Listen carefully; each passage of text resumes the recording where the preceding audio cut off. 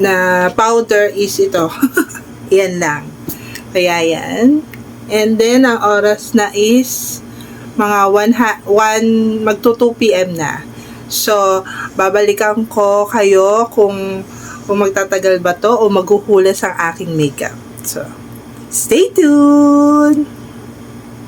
So, yan. Hello guys. After 6 hours, ito na yung aking face. Ayan, hindi pa rin siya hulas. And syempre, meron na rin siyang ayan.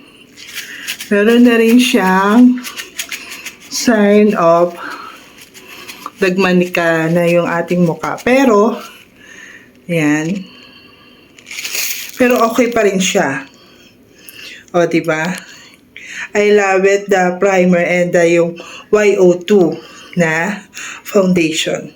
So, I recommend this po na ako po ay oily skin. Sorry na. Hinihingal ako. I am oily skin. And also, ano yan?